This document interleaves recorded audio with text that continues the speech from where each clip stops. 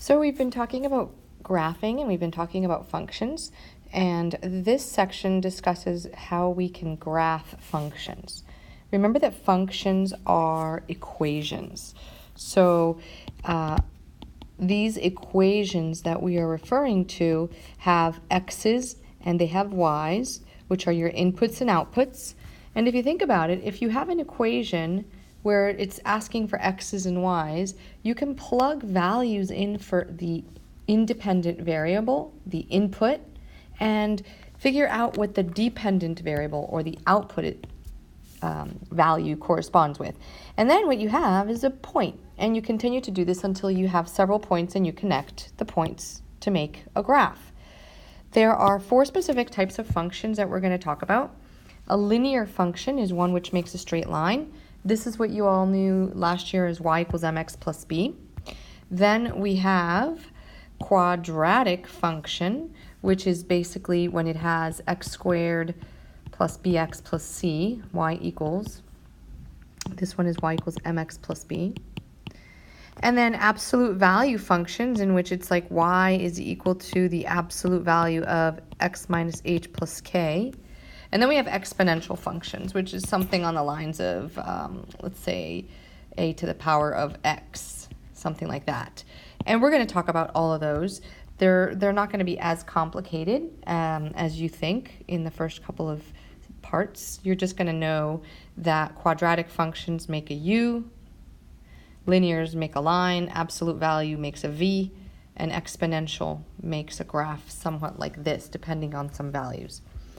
The best way to graph any function is to use the values of the domain that are given to you, or to create your own domain values, plug it in and find the corresponding y values. So, for example, the first thing that you want to do is take this equation that you see here and solve it in terms of y. In other words, kind of like literal equations, if you remember. That's the reason why we learned it, where you're transforming the equation. So you transform it so that it's solved for y. So we would add 2x to both sides, and you get y is equal to 2x plus 3. The reason we do that is because we want to know what the y value is given these x values. Remember, domain are x values. The next thing that you would do, very simply, would be to put in the domain values that they are giving you. And if they don't give you domain values, you pick your own x values. Because if you remember the function table or the function machine that we talked about, whenever you put inputs in, you're going to get specific outputs. So you're going to still get the same graph, regardless of what x values you put in. And the reason for that is because if they give you an equation that tells you how y is related to x, then as you plug in x values, the y's that you get are going to correspond to that specific x value in the same way that anybody else's x values will correspond with their y values, because this is the function that we're working with. So in this example, they want us to plug in -5, -3, 1, and 4. And when you plug them in, your y value is going to equal 2 times the x plus 3. -10 plus 3 is -7. So your y is equal to -7. That means the point is -5, -7, which is located at -5, -7, right there.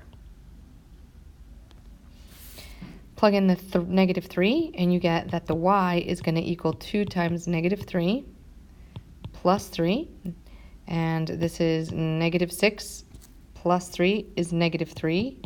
So the value of y happens to be the same as x, and -3, -3 would be right here.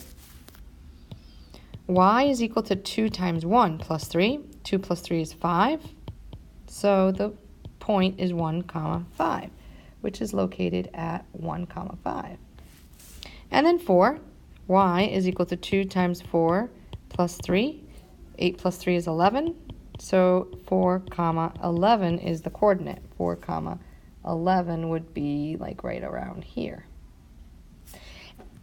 After you do that, because it is continuous And the reason you know it's continuous is because these are not the only x values that you can put in. You could put any value of x, and whatever you get as your y value is going to create a point that is related to the domain that you put in, the x value, in the same way that all of these are.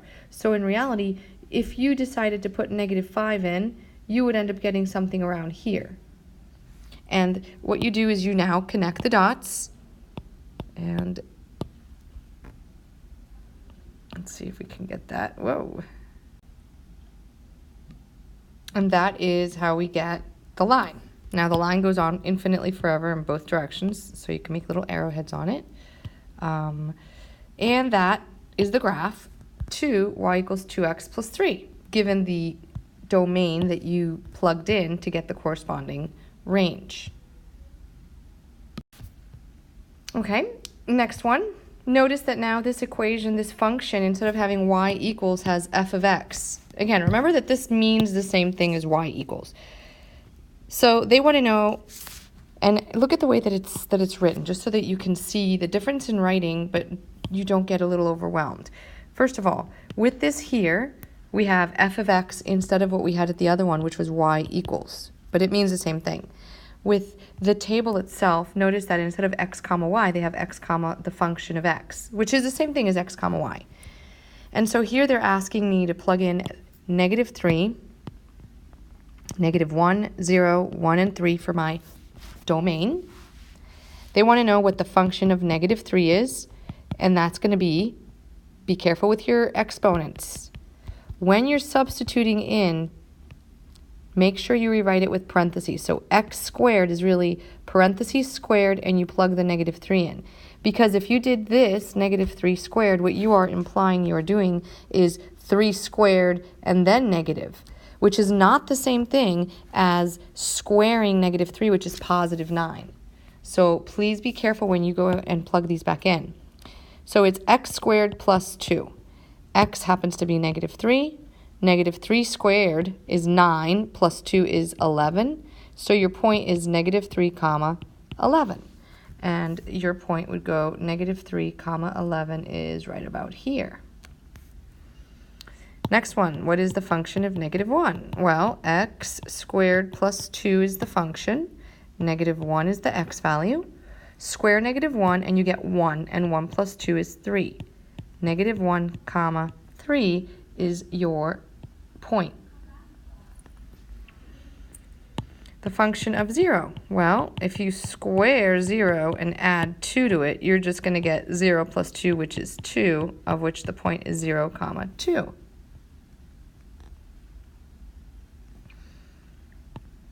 Function of 1, x squared plus 2. 1 squared is 1, plus 2 is also 3. So you get 1 comma 3. 1 comma 3. What is the function of 3? X squared plus 2. X is 3. 3 squared is 9. 9 plus 2 is 11. 3 comma 11. Now, if you look at this graph here, you're going to notice that it kind of goes back up. It is going to be your job to make sure that you remember that quadratic functions, powers of 2, make a u. That's called a parabola. A quadratic function is a function in which you have a power of 2 as the highest exponent. Notice that's a 2. Look at the equation here. That's a 2. That is the highest exponent within that function. X squared. Quadratic. That's called, again, a quadratic. Power of 2 makes a u. And then by knowing that, then you're going to know that when you go to connect this, you're going to have to round it out so that you can see the u shape in it. And we're going to talk a whole bunch about quadratics as the year goes by, and we're going to talk about how to tell what it looks like based on the equation and all sorts of stuff. But for now, it will be very important that you remember that quadratic functions are those that have power of 2, They make a U so that when you plug in your values of x to get your corresponding y's, and you graph those points, you remember that it's a curvy U-shaped. So don't forget that. Power of 2 makes a U. That's called a quadratic. Then they want to know,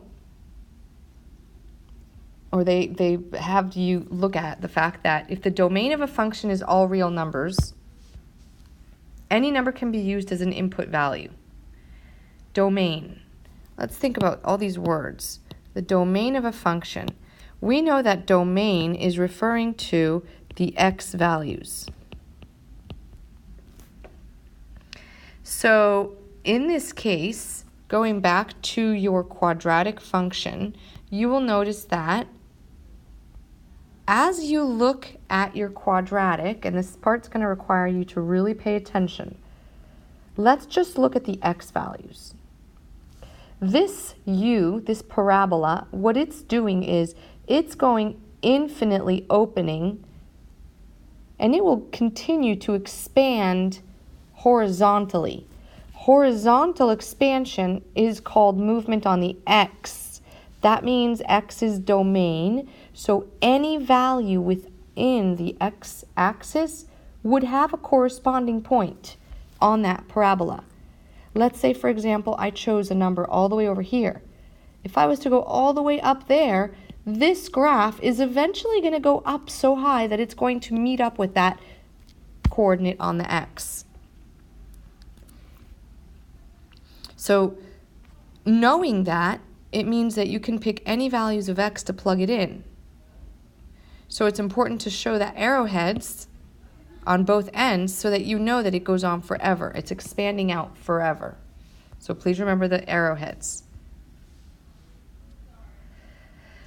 When they don't give you the domain, in other words, they don't ask you to plug in exact values of x. As they did do that. They tell you what to plug in. If they don't tell you to plug in a specific value for x, you could choose any values you want for x because you're going to find the corresponding point. Let's say, for example, that instead of choosing these 5 coordinates or domain values, let's see, -2 is not on here. If I had chosen -2, -2 squared is 4 plus 2 is 6, I would have been right there. And you notice -2, 6 is on that parabola. If I would have chosen 2, plugged it in, 2 squared is 4 plus 2 is 6, so 2 comma 6 would have also been 1. Notice that it reflects on both sides. Let's say I would have chosen 5. 5 squared is 25 plus 2 is 27. I would be way up here, but I would be a point on that parabola. So if they do not give you x values, you choose any ones you want.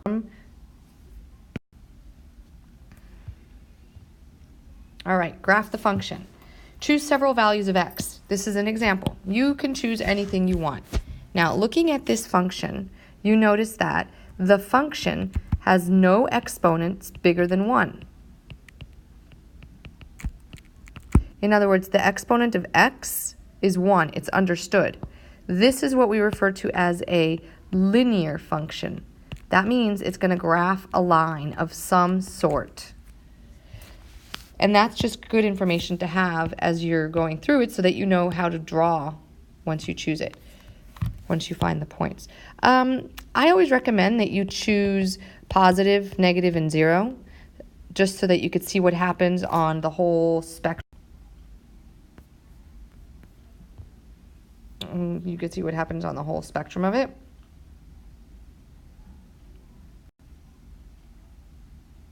So let's choose -3, -2, -1, 0, 1, and 2. -3 times x plus 2, -3 times x plus 2. What I'm doing is I'm rewriting the equation, and instead of using x, I'm using parentheses because that's where I need to substitute the value in.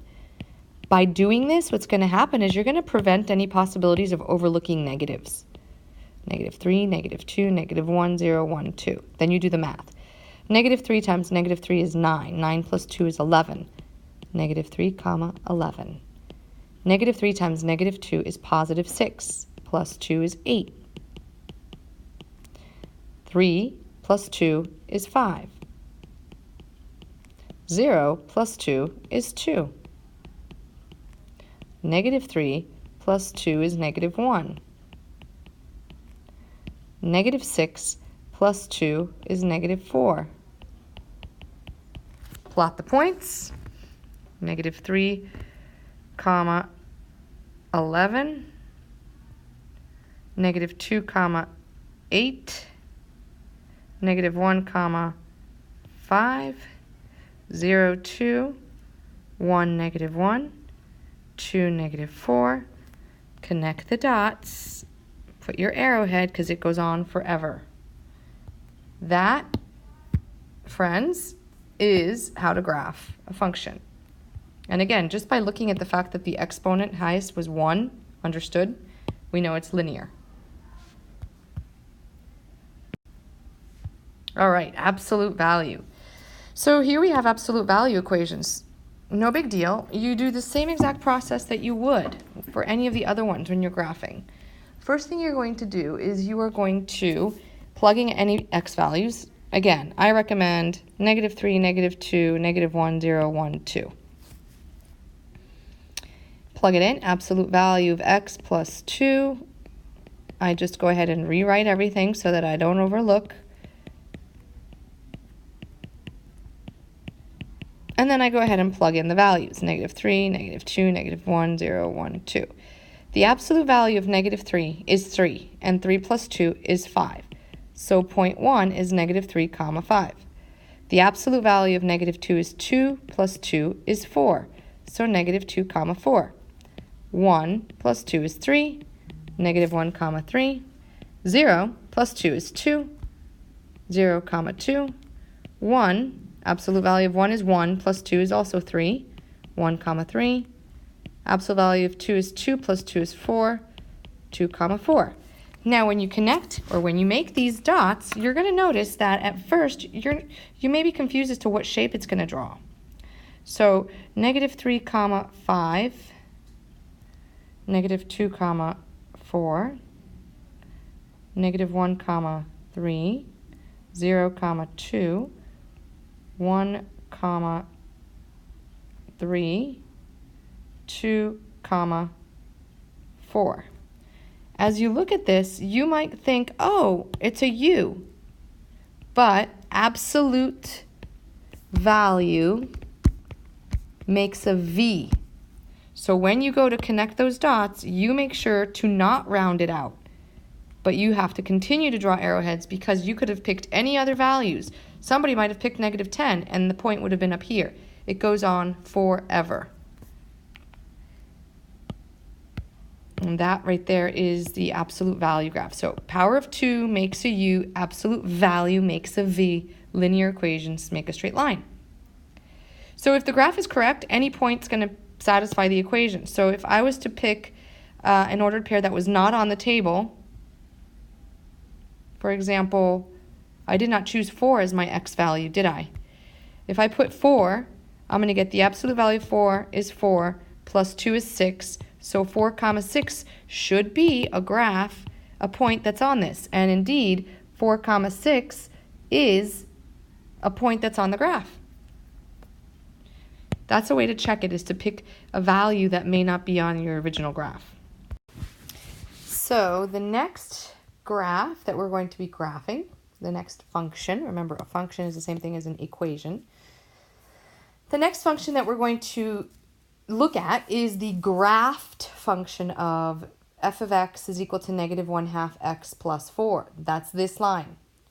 They would like to know the value of f of x, which remember is basically the same thing as saying the value of y when x is negative 4.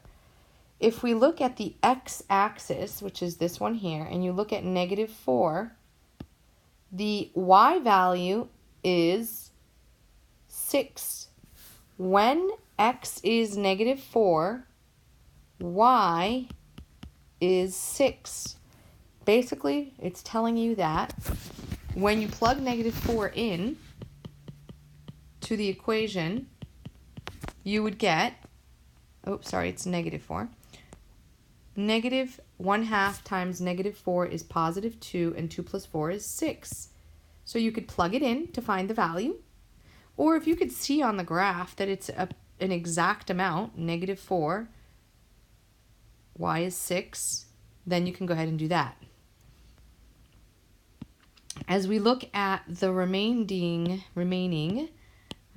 parts of this example, it tells us to locate the negative 4 on the x-axis, as we just did, and then move up to the y-axis, and that's exactly what we did.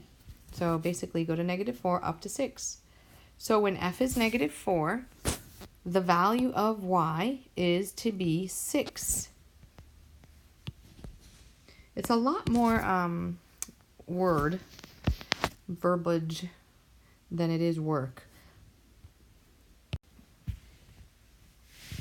And then when they want you to check using substitution, is basically, if you know the function of x is negative 1/2 x plus 4, then the function of negative 4 would be to put negative 4 in for x, do the work, and you find out that it's equal to 6. So you also have to recall that real-world situations, you may have to limit the domain to the answers that are reasonable. For example, quantities such as time, distance, and number of people can be expressed using only non-negative values. When both the domain and range are limited to non-negative values, the function is graphed only in quadrant 1. This is basically saying the following. If we said something on the lines of the amount of time that passes gives us the number of candies that we're going to sell, we're not going to extend this coordinate plane and graph here in quadrant 2, 3, or 4, because quadrants 2, 3, and 4 actually have negative coordinates. For example, if I had a point here, this point would be negative something, comma, positive something. And if we are referring to time and amount of candy, you're not going to have any negative values, so you're not going to use anything in these quadrants at all, because you can only have positive values of time and candy.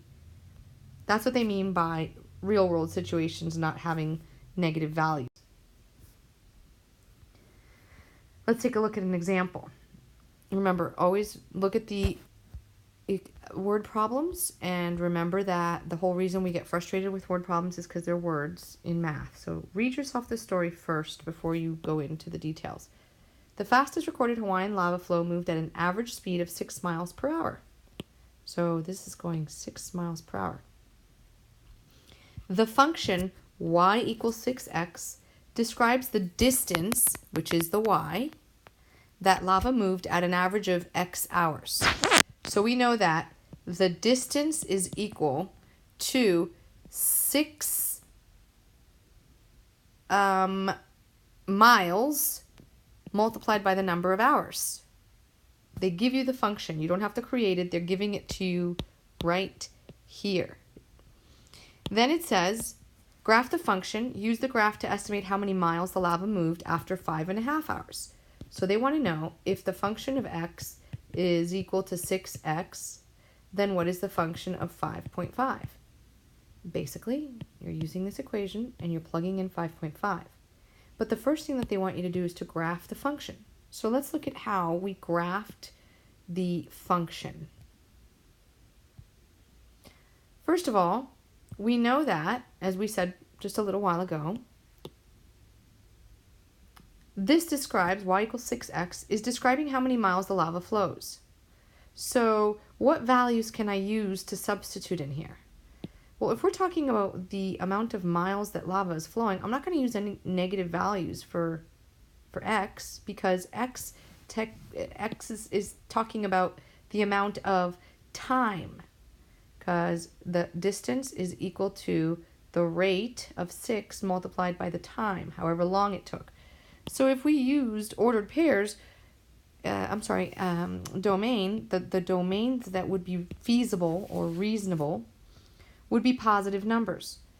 Given that they want me to figure out how much distance traveled in 5.5 hours, I might as well use that here because that's one of the things I need to do. We can also say 4 hours. We can also say 6 hours. So if I know that the distance, which we are symbolizing as y, is 6 miles multiplied by the number of hours, I can go ahead and rewrite so that I can substitute in 5.5, 4, and 6. Remember, this is the hours because the distance depends on the hours, which is the x. When I do this math, 6 times 5 is 30, and half of 6 is 3, so that's 33. 5.5 comma 33. When x is 4, that's 24, so 4 comma 24. 6, 36. So this is basically telling us the ordered pairs that talk or discuss or demonstrate mathematically, visually, when x is 5.5, what is the value of y? These can then be translated into a graph. So they asked us to use different numbers. Notice here they want you to use the graph to estimate 5.5. Well, we actually use the real 5.5. So we know that the graph is going to travel 33 meters. We plotted those points that were here, 5.5, comma 33, 4, comma 24, 3, we didn't do 3, but 6 we did, 6, comma 36. And you notice that if you would have chosen 1, 3, and 5 for your values, instead of the values that we chose, you would have ended up with these points, which are also on the line. So it doesn't matter what your domain is. If you decided to use different values of x for this specific equation, if yours were different than mine, yes, your points would be different because your inputs are different. So your outputs would be related to, your output would be related to the input. But that relationship between the output and the input that you have is going to be in the same manner that mine are, because they're all relating to the same graph.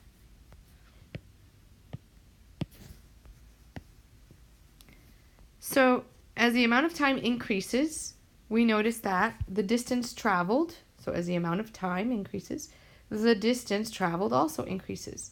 So the graph is reasonable. We're not going to go down here and extend it into quadrant 3 or anything in the negative part. So that's the reason why we're only using the first quadrant. And again, as a review, quadrant 1, 2, 3, 4. For real world situations, if there's no negatives involved, we're not using any of these or this, so we only use that first quadrant.